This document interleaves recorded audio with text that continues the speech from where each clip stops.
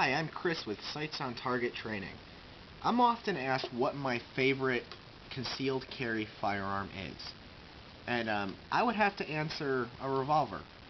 I have nothing against semi-automatic handguns at all.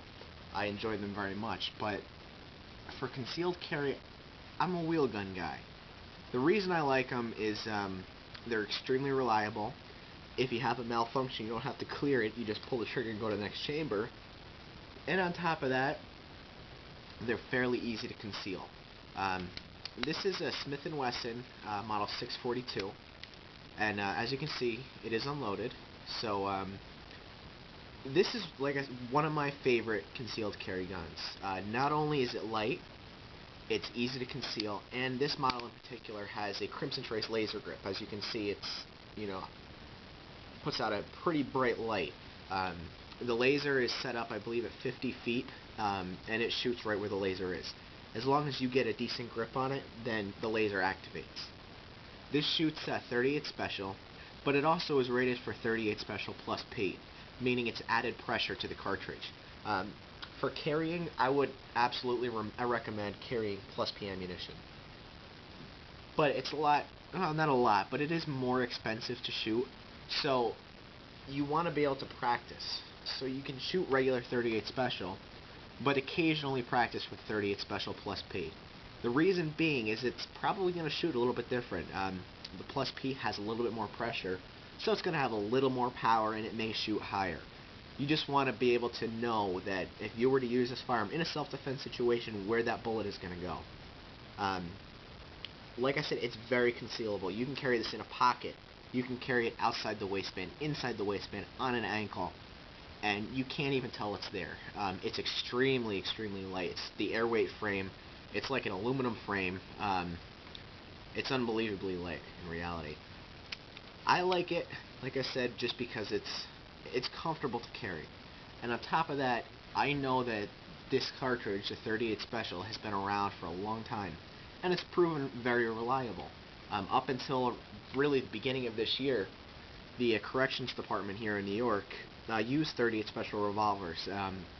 The state police just switched to 40 caliber Glocks, so the corrections officers got the retired pistols from the police, and they were Glock 9mm. But up until then, like I said, they used 38 specials. 38 has been around, like I said, for a long time. It's reliable. It's not the greatest man stopper in the world, but it's okay. Especially the 38 Special plus P makes a little bit of a difference. Overall, this gun is great. I'll show you the different parts. This is a double action only, meaning that when you pull this trigger, it does two functions. It's going to rotate the cylinder, and it's going to fire. If you're target shooting, this probably isn't the gun you want to get if you're just a target shooter. If you're doing both, it can be done.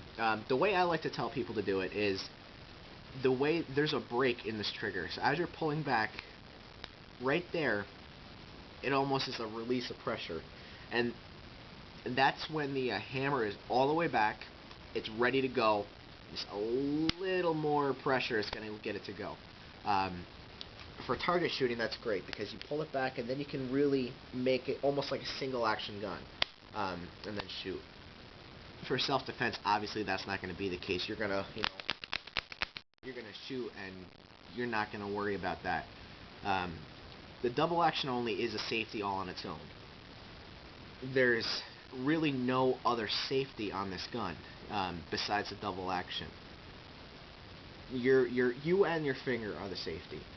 It's a long, very long trigger pull, and it's not very easy. It's a pretty tough, heavy trigger pull, and that's so that is a safety.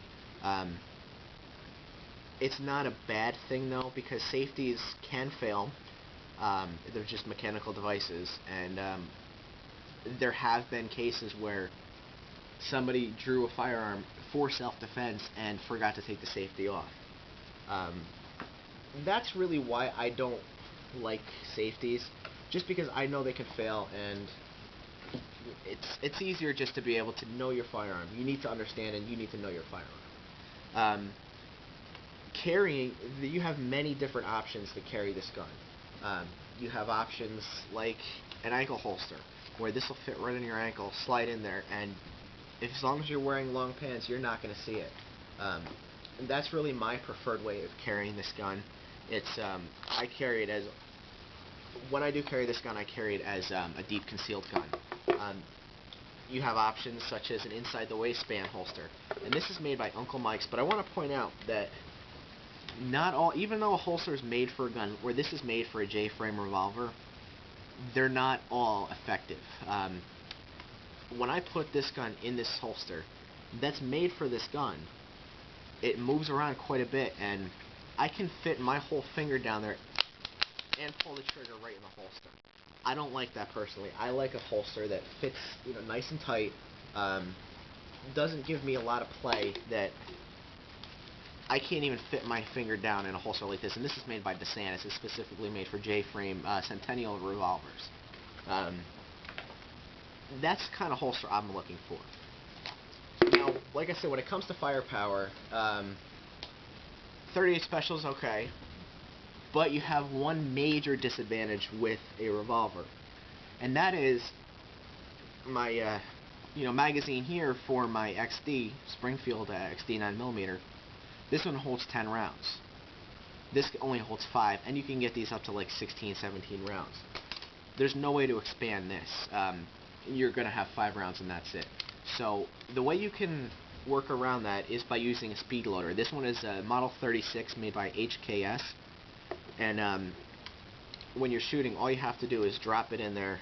Release, I'm not going to do it because this is a training and video, but you drop these in, and you would just turn this, and it would release all the cartridges into the cylinder. If you carry 2 of these and a loaded firearm, you have 15 rounds of ammunition. Providing you are going to be doing 2 reloads if you needed it, but you have that option. I find that it's effective to probably carry at least 1, but you can also carry speed strips, which are just it's like a strip where you attach up to 5 rounds of ammunition in, and you can use that, just carry it in your pocket. Overall, I really like this firearm for concealed carry. It's, like I said, probably one of my favorites. You can get these in a 357 Magnum, and that's probably going to be my next gun, is a 357. But this is, for what this is, it's great. Like I said, it's accurate for what it is.